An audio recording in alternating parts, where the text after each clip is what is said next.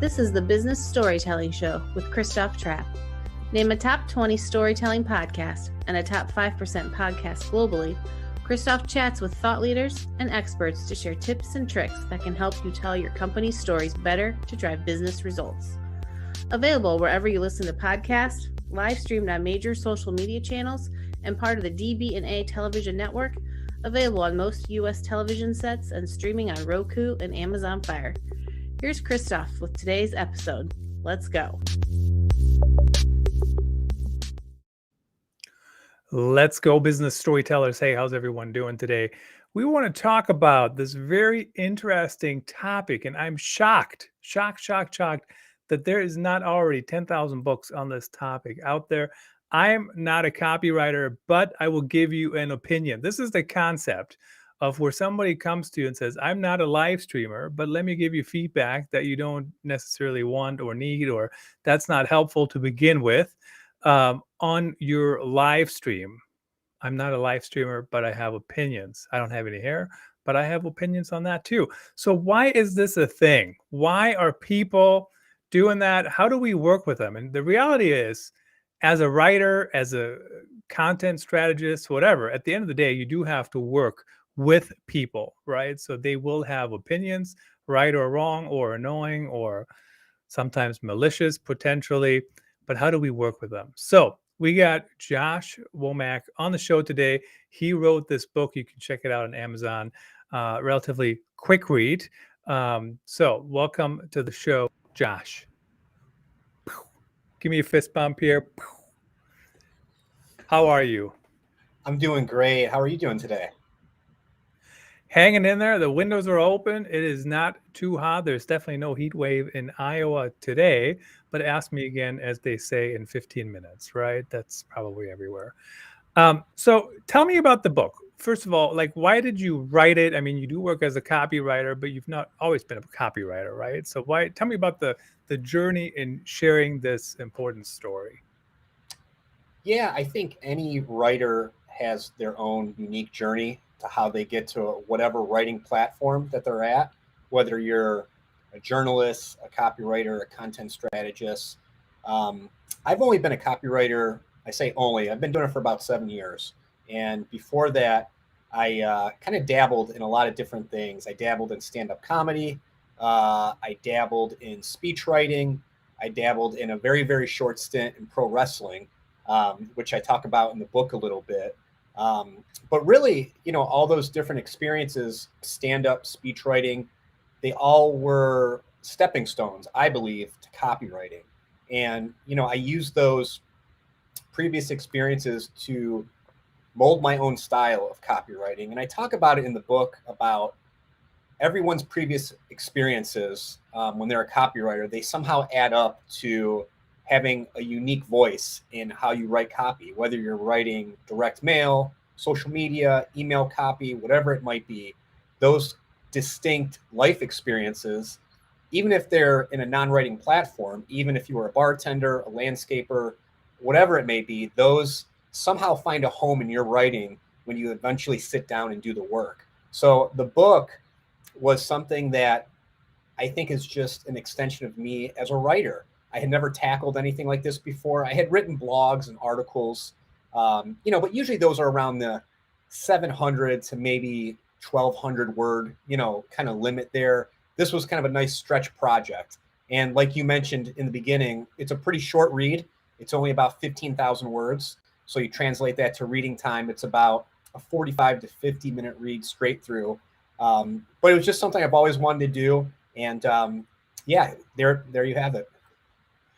That's awesome. And congratulations on getting that out there. Certainly 15,000 words is still a good chunk of words for anyone to write.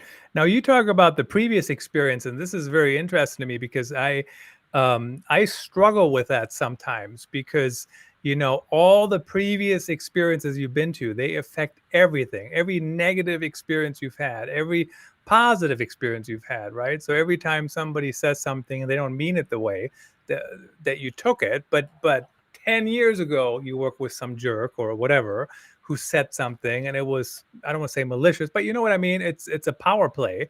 And certainly those things still affect us. The other thing Maybe let's circle back to that in a minute, but talk about the different types of writing. So I actually don't think of myself as a copywriter. I'd be interested to hear what your definition is. I think of myself as a content strategist, even though I spend a good amount of time writing. But the differentiation to me is I am trying to please the people that come to my content, but I'm also trying to figure out how do I pick the right words, So it's probably more not on the technical SEO side, but definitely on the content SEO side, which that doesn't scream copywriter to me. But tell me if I'm wrong. If I am, it's totally fine. No, you're right. I think one of the things that I think about with copywriting is obviously you have a creative brief, you have your client, you have what your client's objectives are, and you have a creative director. So you kind of have two bosses, so to speak, but they are hiring you or asking you to write something for your unique take on it, for your experiences. And that's what they're paying for. When you pay for a copywriter, obviously you're paying for the writing, but it's those experiences up to that very point where the copywriter sits down at their computer and actually starts typing stuff up that, that's the, I guess you could say that's the gist of why people want to do this. It's they want to, interpret their world in kind of like a fun, unique way. And I always think a good copywriter will tell you a funny truth, almost like a comedian does, and they'll kind of do it right in front of your face. And not all copy leans towards, humorous things or little jokes, but I read a book about a year ago by a copywriter over the pond. His name's Andrew Bolton, and he wrote a book called Copywriting is ... And it's 30 or 40 just random observations about kind of what goes into being a copywriter. And I quoted him in my book too, but he had a great quote. He said, "Copywriting is a wink amongst screams." And I always thought that was really neat because a good piece of copy might not get you to slap your knee or to laugh out loud, but when the client sees it, when the creative director sees it, if they can just give like a little nod or kind of like a little smirk that they get the joke, then I think the copywriter has done his or her job. Very interesting. And so, when I think of the content I create and the content I've created throughout my career, it's very much on the journalistic side, right? I mean, even today, we create a podcast, a live stream, and then I create more content from that content. But I'm not ghostwriting. I'm actually writing in my own voice for the most part. And I'm really just sharing almost like a news article based on what the experts, i.e. the sources, said. But when I hear you talk about a copywriter, that's really more on the side of you're putting down on paper what your client would say, right? So it's really more on that side. Yeah, it's like I said, you're answering the two bosses. You're answering on the client side. You're answering on the creative side. But it's getting to your client's goals and objectives in a way that maybe they wouldn't think of. And that's really why they hire you as a creative. They're hiring you to think differently. They're hiring you to kind of see the world in a different way. And again, I go back to comedy a little bit because I did stand-up many, many moons ago. But, stand-ups see the world in a little bit of a different way. They see the nuances. They see the absurdities. And all those little, life experiences along the way, like I said, they somehow find a home in copywriting.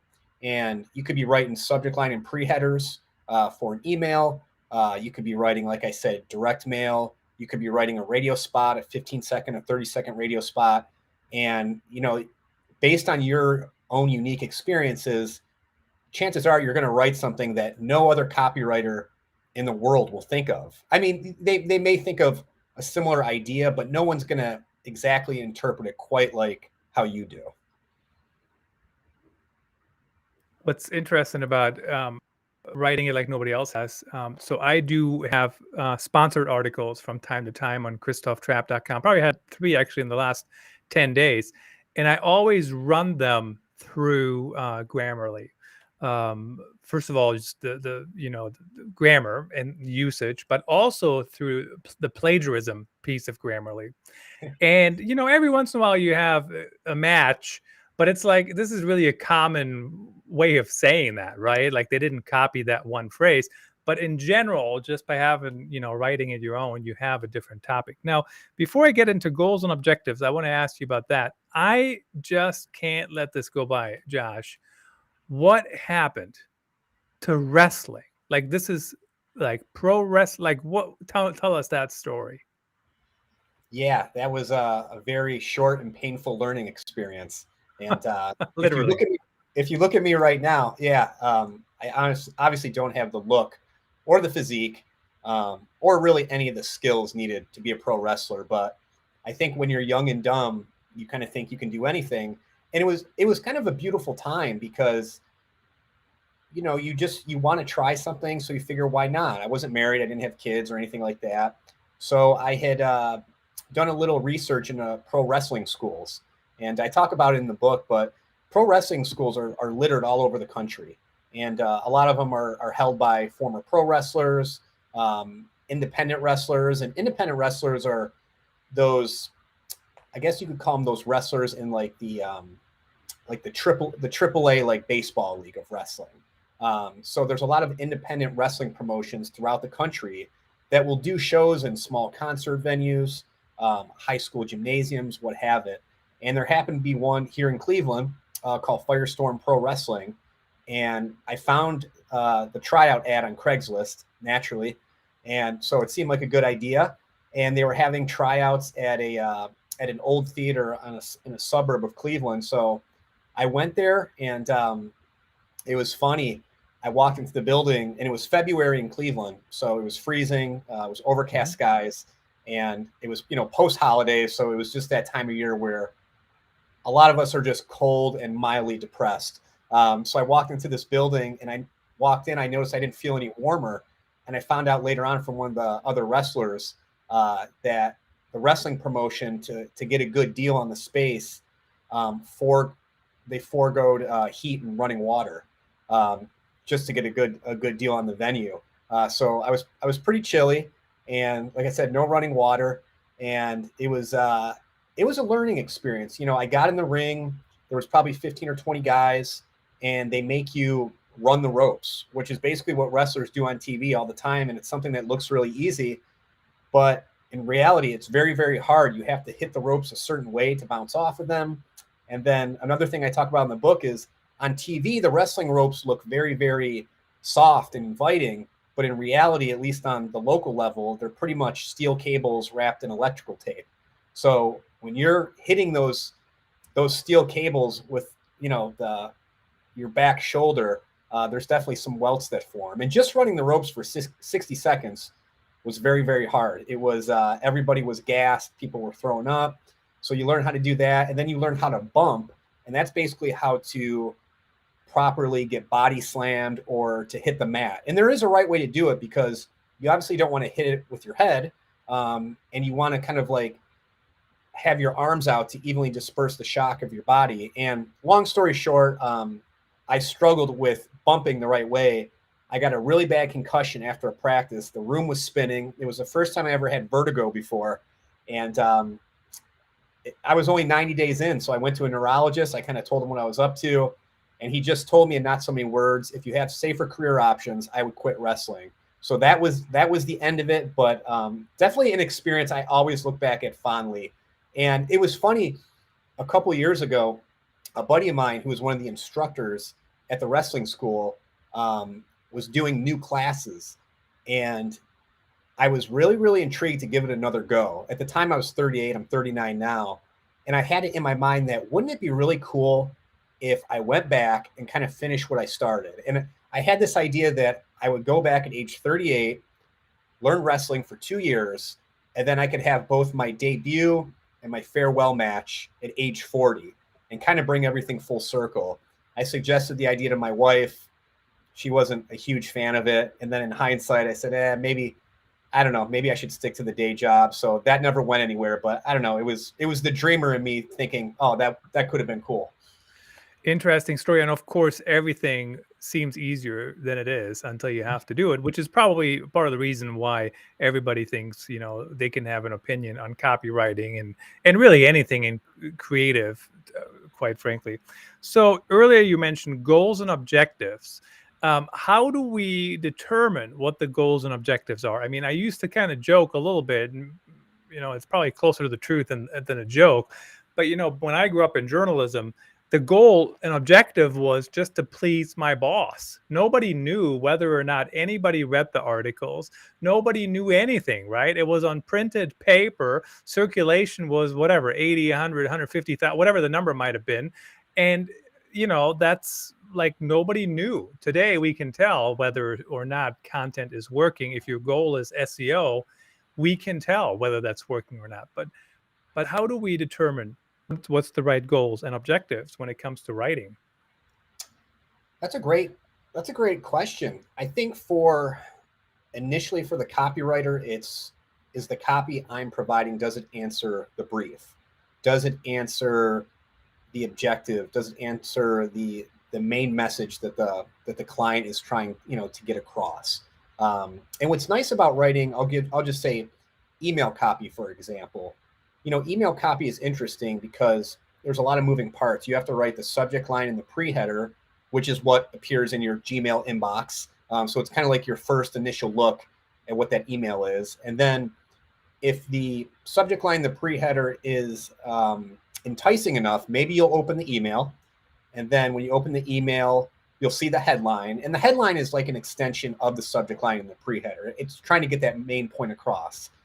And if the copywriter has done his or her job, hopefully, knock on wood, fingers crossed, then the reader or the customer or potential customer will read that body copy of that email. And then who knows, they may click on that learn more button. They may click on that, sign up button. And obviously with goals and objectives of the client, it's how many people visited the landing page, how many people opted in for this product or this trial, things like that. I think for me, though, when it's just myself in a Word document, I always go back to part of the brief that says, what's the most compelling message?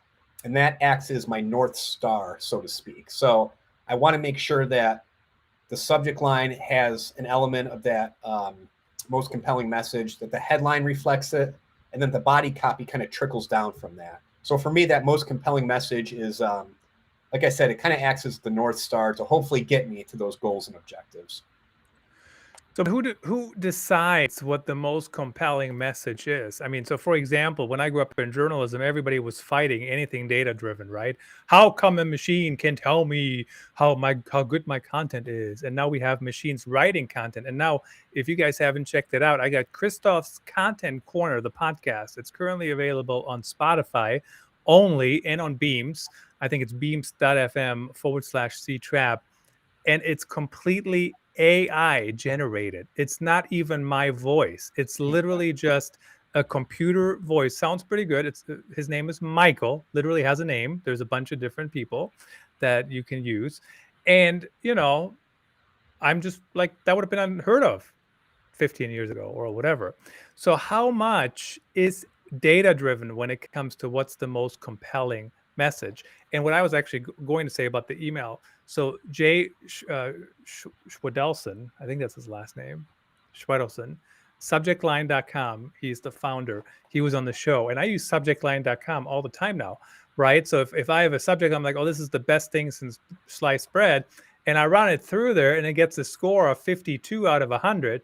It is not a good subject line, even if I think it's great, even if the boss thinks it's great. So how do you kind of mesh those two things together in your experience? Yeah, I think, a lot of the work is up front. So especially in the creative brief that, the copywriters and the designers are given, a lot of work has already been done by the account manager and the client, deciphering what is it we want to accomplish with this communication. And a lot of it is data driven. It's, they look at trends to see kind of what people are responding to. And, what is playing well in that space? Do we want to go with longer copy? Do we want to go with shorter copy?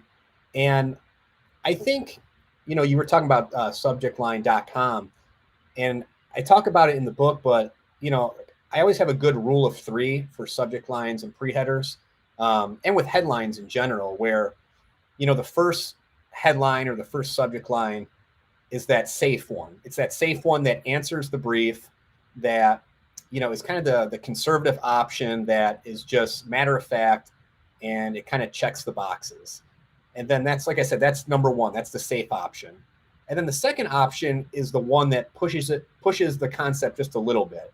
So maybe it's a subject line with an emoji or two if it calls for it, or maybe it's got just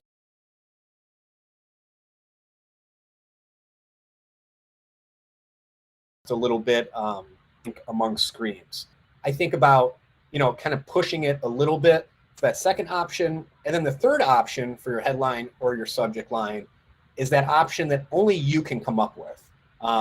It's that option that probably won't get chosen by the client, but it's kind of good to, to shoot for the stars anyway, or hit for the fences. And again, you kind of have those three options. So it's nice when you see those three options on a Word document, the account person and then the client can kind of see your way of thinking. They can see like, okay, here's the first one, here's a second one, it kind of gets it. And then the third one go, oh, okay, the third one almost has like the most potential, if that makes sense. So yeah, that's kind of what I think about when in terms of, how do we answer those things? And hopefully when I write something that comes through. Yep. Get to the point, get things shared, be relevant and be engaging. Sometimes it does hurt just a little bit when you write something really you think it's very creative and out there, and people don't even recognize it negatively or positively, and just say, oh, this one option, I like this. I'm like, did you read the next option? And sometimes they did, and sometimes they didn't. Now, in the book, you talk about getting to the point. I know you talk about get to the joke quicker or whatever. But and I see different types of writing. Of course, I grew up in journalism, so don't bury the lead, right? Get to it. Like, tell us what it's about. But then I also see some really good writing where they just string you along. And of course, in if I read, this is fiction writing, but Frida McFadden, she just strings you along in her books forever and ever. And then the hammer hits the last 30 pages and you're like, oh my goodness. How important is it to get to the point, or what's the right mix when it comes to business storytelling?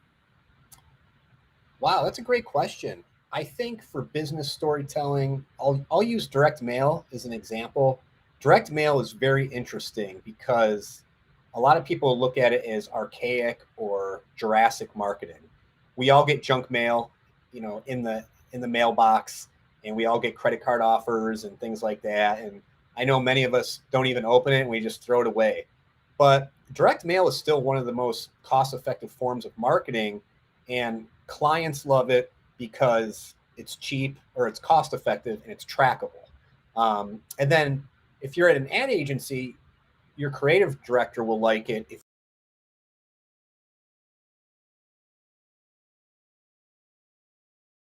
you're writing. And I think one of the reasons for that is direct mail has so many moving parts. There's the actual letter itself, and the letter is a little more of like a long form story. It's a long form story about the product or the offer that's on the outside of the envelope. So there's just so many things that go into writing direct mail. There's the letter itself, and then what's the messaging on the front of the envelope? And then what's the messaging on the back of the envelope? And then with that letter, does that letter have a little, tearaway card that you can kind of pull off and maybe, stick in your wallet for a rainy day?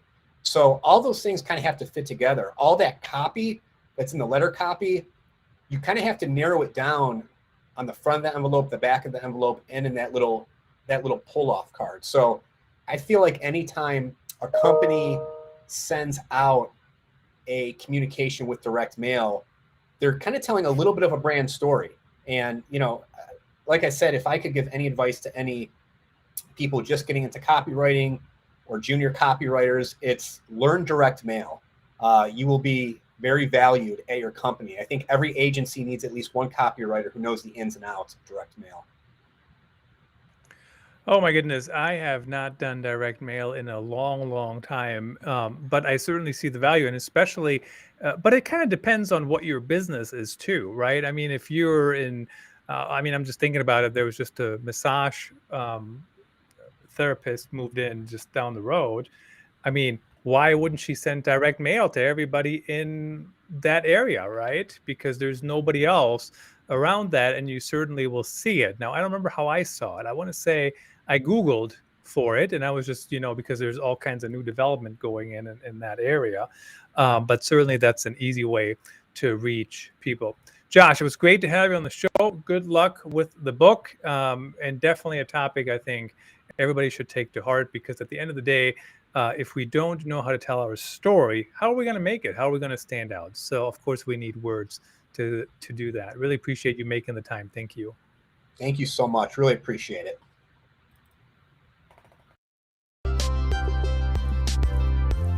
That's a wrap. Thanks for tuning in. Please rate and review our show on your favorite podcast channels. And don't forget to share this episode with your networks. We appreciate you. Until next time, let's